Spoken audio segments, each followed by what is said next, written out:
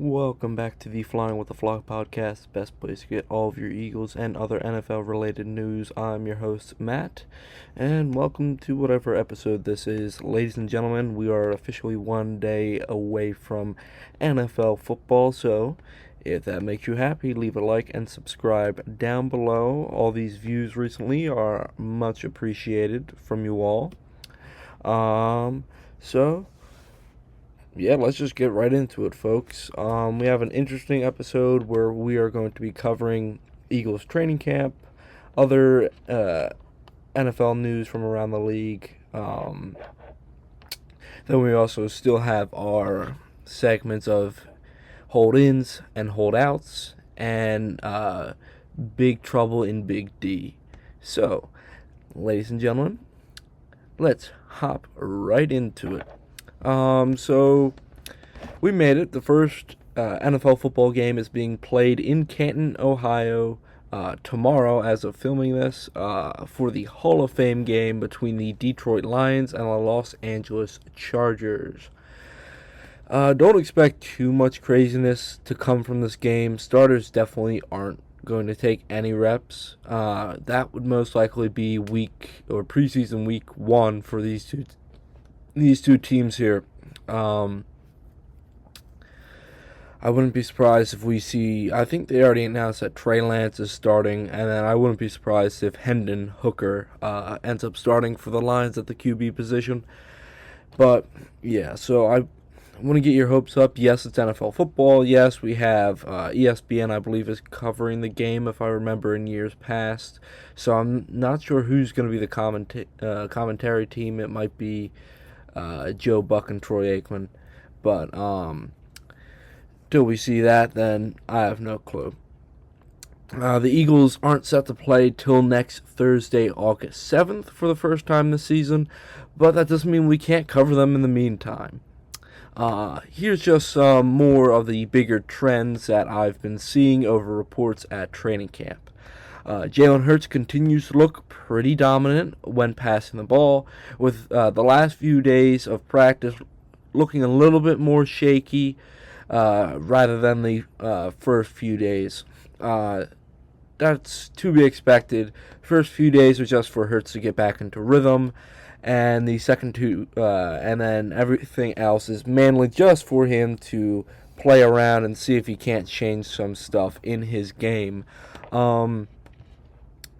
So I wouldn't take into account any of these stats that you're seeing like online of how many completions and how many touchdowns and how many turnovers are Jalen Hurts or name any other quarterback are throwing.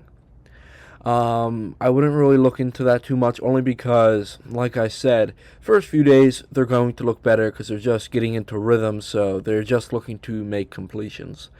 After that, then they start to open up their arsenal a little bit more, allowing themselves to play around with some new ideas when it comes to ball placement, footwork, you name it. So I'm not entirely surprised, and obviously later in training camp is when we start to lock down, okay, we're not experimenting anymore. This is full on, we're going 110%. But overall, he yesterday, I believe it was Tuesday the 29th, he did look a little bit more solid and a little bit more poised in the pocket. Hopefully that will carry over until tomorrow's practice on Thursday. But, yeah, it's more of a wait-and-see kind of thing at this point. But overall, that really doesn't matter. It's just how he takes the reps and how he looks mechanics-wise when it comes to that kind of thing. A.J. Brown continues to dominate any corner covering him besides Quinyon Mitchell, who continues to take strides forward. Okay, so let's talk about these two guys. A.J. Brown continues to look dominant. I have a feeling he's going to have a breakout season of close to 1,500 yards, if not close to 1,800 yards through the air. He's poised to take a massive leap forward, and he's within the top 3 wide receivers in the league right now anyway. It's Justin Jefferson, Jamar Chase, A.J. Brown. So, and out of those three, he's the only one with a ring, so he's the only one with that championship pedigree. So, it's very promising to see that early on he's taken care of his body through the off season, and he's continued to train during the off season, and then now he's also going out there and dominating against some of the better corners in the league. Quinyon Mitchell continues to lock down A.J. Brown any time that he faces him, which is a very good sign that this will be Guantanamo Bay's step forward into more stardom. Yes, Cooper DeJean is great and all, and yes, he definitely got more of the star power throughout his rookie season, but I just feel like Quinyon Mitchell was one of the more unsung heroes throughout the entire season, which only really got sung until the playoffs, especially when he had an interception on Jordan Love and Jaden Daniels as well. But overall, I do feel like this is a year for these two players, both A.J. Brown going into a big contract, which I believe kicks in this coming season, and Quinyon Mitchell going into a sophomore year. This is a year for these two gentlemen to take a large step forward, and there's no better way than doing that than going up against each other during training camp. Jihaad Campbell continues to be a name that sticks out day in and day out, and will most likely play himself into a starting roster spot based off of kind of the reports that we're getting out of training camp as of this minute. What's really doing this for him is his versatility as a pass catcher, as a run stopper, and as in a blitzing linebacker. Vic Fangio seems to be very intrigued by this versatility, and that he can plug and play him at the inside linebacker position, the outside linebacker position, at both the pass defense and rushing as well. So I wouldn't be surprised if we see Jihaad Campbell take some snaps from the Kobe Dean, especially early on, and then eventually shift himself over to the off the ball linebacker position across from Nolan Smith. I do feel like that will be the gradual progression that this team will take, is find a surefire defensive edge in like Jalix Hunt, keep Nolan Smith at the off the ball linebacker position, and then put Jihaad Campbell at the other off the ball linebacker position. And this versatility is definitely going to help him. He's been disruptive, especially against the starters. So I wouldn't be surprised if we see this big name of Jihaad Campbell start to pop up even more, even throughout the season as we come closer to it. The injury bug, unfortunately, has rolled into Philly during training camp. I'm just going to blitz through some of these, and I'll get to the ones that are more concerning as we get to the different position battles. Devontae Smith was out Monday and Tuesday due to back tightness. Hopefully he's back Thursday during the next practice. Zach Bond was out Tuesday due to a back contusion. Hopefully he can get back at ASAP, because we are starting to look weak at that linebacker position.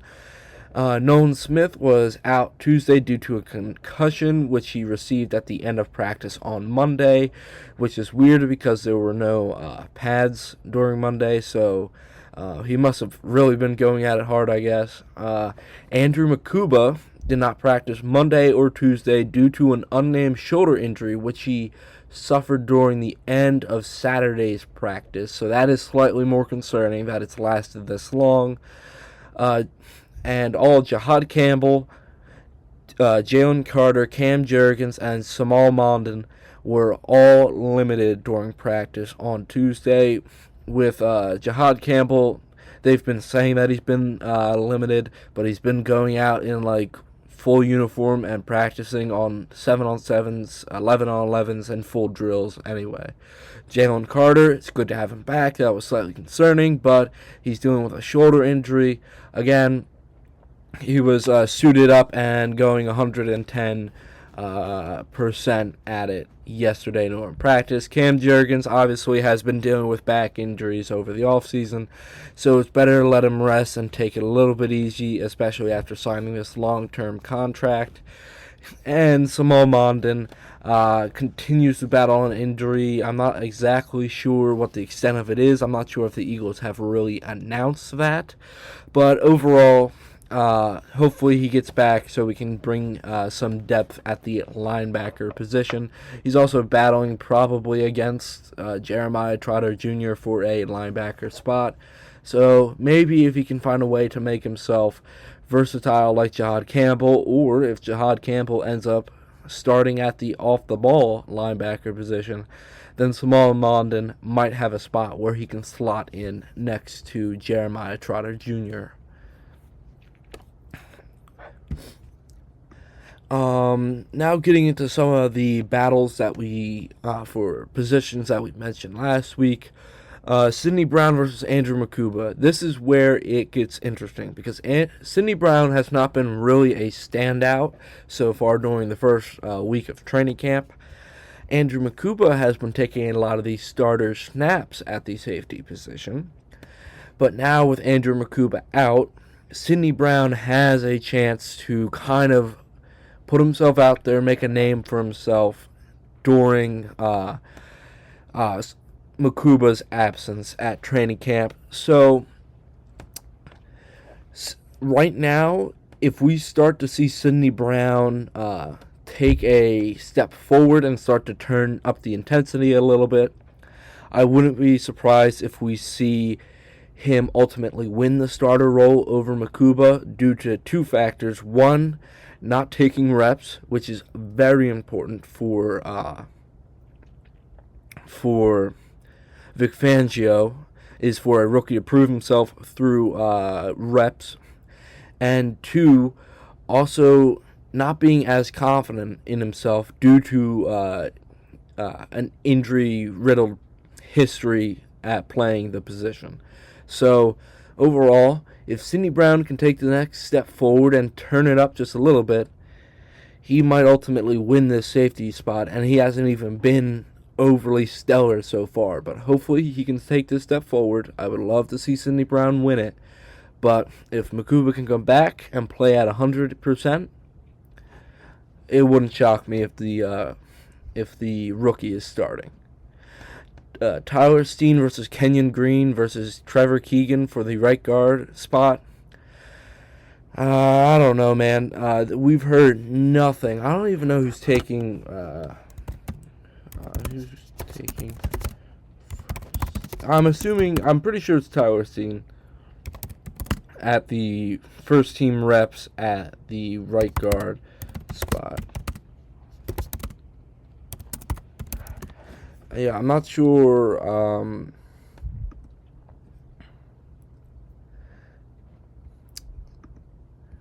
Yeah, let's take a look at this. Yeah, so Tyler Steen's taken almost all of the right guard snaps as of July 30th and almost 1 week through training camp. So it's not really a big shocker that he'll probably ultimately win this because he's had time to play in this role last season during when Mekhi Becton went down for maybe like a game or two. So it's not overly shocking that he's gotten most of the reps, and people like Kenyon Green really haven't been able to start. Trevor Keegan is still a dark horse for me, though it's looking less likely for him even due to Tyler Steen just taking most of the reps. And he hasn't even been that stellar either through training camp. He's just been good enough to stay ahead of everybody else. But hey, that's half the battle at the end of the day. Next up, we had the QB3 battles. Looking at it, it's really nothing that crazy. I had the stats here, which obviously I literally just said I don't listen to the stats when it comes to this. But It seems like as of right now, Kyle McCord has been a little bit more safe with the ball. He hasn't thrown as many more touchdowns as DTR, but he's been safer with the ball, more accurate. DTR's been a little bit more explosive. So it's ultimately going to come down to what are Nick Sirianni and this entire Eagles offense looking for in a QB3 at this moment. Tanner McKee's looking arguably one of the best that he physically, one of the best backups in the entire NFL based off of his stats, but we kind of knew that based off of his play, especially against Dallas last season. But my money's still on Kyle McCord. You don't draft a guy. So, yeah. Ultimately, Kyle McCord, I think, does have the edge at this minute due to him being safer with the ball and having a higher completion percentage. But we'll see how things shake out. And finally, the last edge spot I think is going to go to Jalen Hunt here over Azeez Ojulari, only because we've had players like Jordan Mailata sing his praises over the past week, which he has to go against Jalen the most. So ultimately, Jalen Hunt most likely has already locked down this and just needs to continue to play a kind of solid training camp. Alright, so next up we have news from around the league. So let's just get into this really weird story. It's one of our bigger stories this week anyway. So the Raiders released a player due to, and I'm not joking you, playful kissing. Yes, you do not have to check your ears. You heard that right. Playful kissing.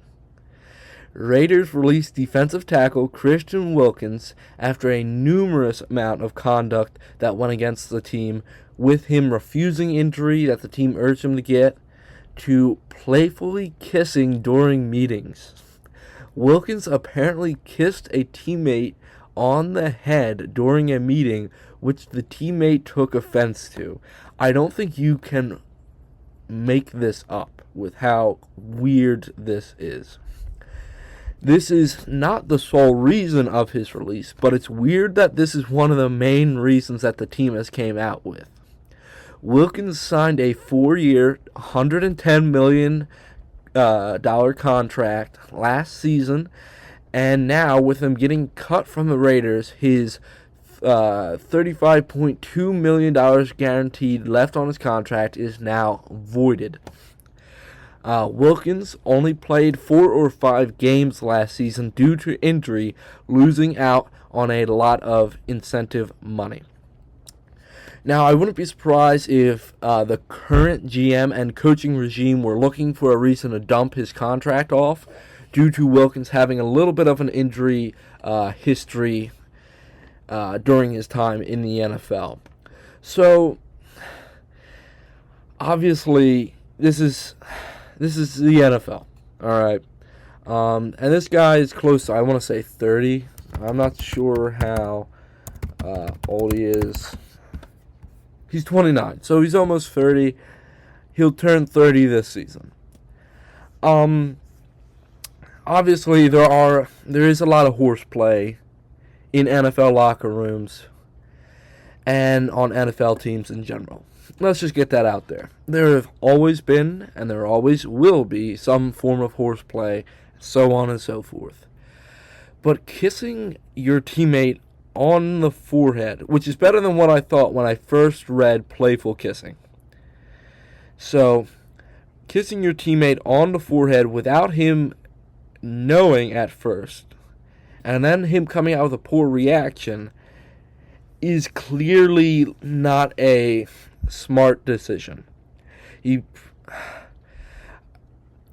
I just don't know exactly how to explain this, and obviously my theory is they wanted to dump off his contract anyway, so they just cut him and put this as one of the main reasons.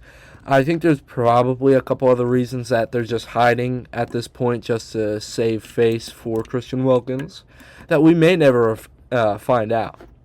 But ultimately, Christian Wilkins, due to his conduct, loses out on money. I wouldn't be surprised if now he's going to be pissed, and now a team like the Dolphins pick him back up, or a Super Bowl caliber team in like the Bills or like the Chiefs pick him up, and then have him run alongside. I'm forgetting the Bills' top defensive tackle, but let's just take the Chiefs for example. Have him run alongside Chris Jones, and have Chris Jones kind of rein him in a little bit more.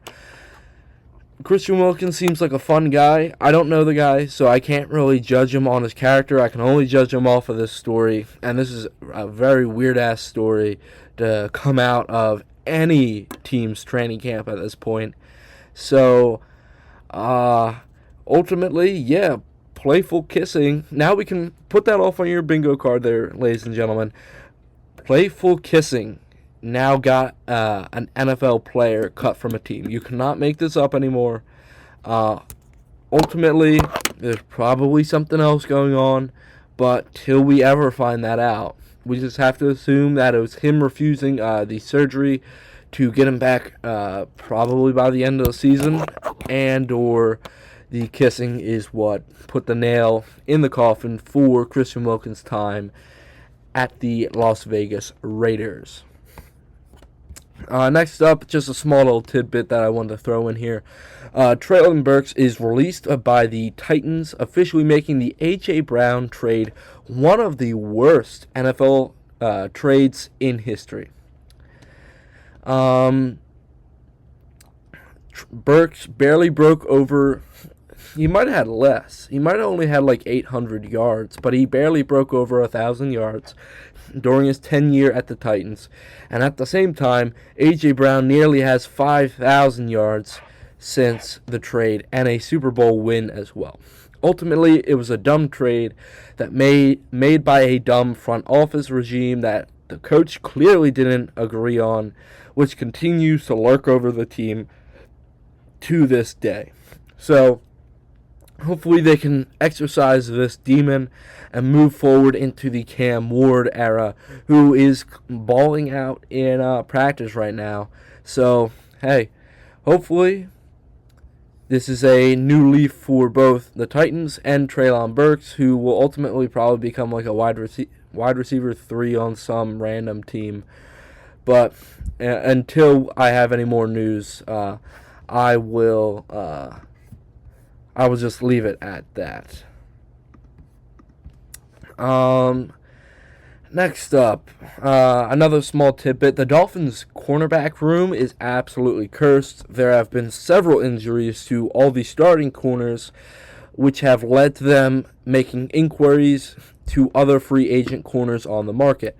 Ever since they've traded Ramsey, the team has been in cornerback hell. They may have to score 70-plus points every game with that offense just to make up for how bad this defense is about to be. They may have an over-the-hill Minkah Fitzpatrick, but they need corners bad. And like I said in my mock draft, they should have taken a corner in the first round. You had Jahdae Barron, who went to the Broncos, ultimately was sitting right there, but the Dolphins didn't listen. Maybe I should be the general manager for the Dolphins. I think that would be fun, because I would just actually draft positions of need. I don't know who their GM is. Hold on.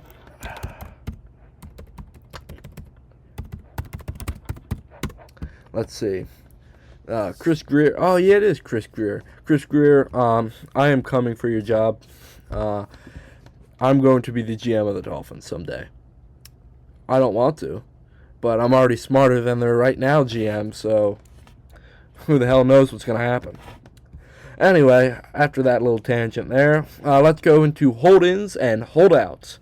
So a lot of the players are still the same, just with some updates here and there. Hold-ins, Kyren Williams, he's fully practicing, so I wouldn't be surprised if there's already a deal being worked on behind the scenes with Williams' agent and the Rams front office. Micah Parsons we'll get back to in a second. James Cook also fully practicing though he has been more disgruntled in the past than he has been right now, kind of indicating to me that ultimately they might be working towards a final deal. Alright, notable holdouts. Trey Hendrickson, we have a big update from Trey Hendrickson. Hendrickson is officially, as of filming this today, or recording this today, Wednesday, July 30th, he is reporting to training camp. We're not sure in what capacity, whether he'll be fully training with pads on, or what's fully going on, whether he's coming there to sign a deal and then go onto the practice field. It seems like the two teams are close on an agreement, with the only problem left being guaranteed money. The years look good. The amount of money looks good. They're just still looking for guaranteed money. So that seems to, if they can squash that and come to an agreement on that, then it looks like that entire situation, this entire saga, will officially be coming to an end. But I will update you in next week's episode once I have more information and once the contract gets signed, if that happens.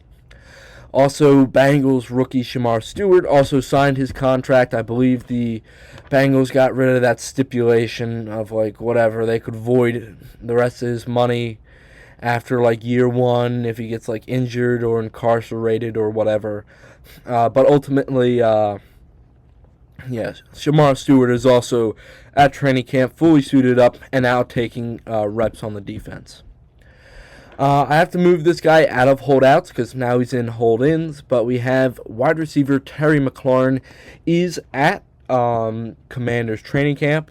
He is not practicing. He is not suiting up. He's off to the side, and he continues to say that he wants to get paid. And I'm not sure, as of right now, according to a lot of the insiders, it doesn't seem like the Commanders are any closer at coming to a deal with Terry McLaurin. And it doesn't look like they're close to trading him either. So we're at a weird impasse right now where Terry McLaurin's there. He's not practicing. Still wants a new deal. The team doesn't want to give him a new deal, and also don't want to trade him. So we're going to see how this unfolds, but something's got to give here. And I wouldn't be surprised if we hear rumors that the Commanders are shopping Terry McLaurin, just to see what the idea for, like, a price would be. Whether it's like a second round or a first round pick, or a first and a third, a second and a third, and like a seventh. And then Terry McLaurin signs the contract with a new team. So, till that happens, I will just keep an eye on the entire situation, because this could majorly impact how competitive the NFC East is for the Eagles. Speaking of the NFC East, we're going down to big trouble in Big D.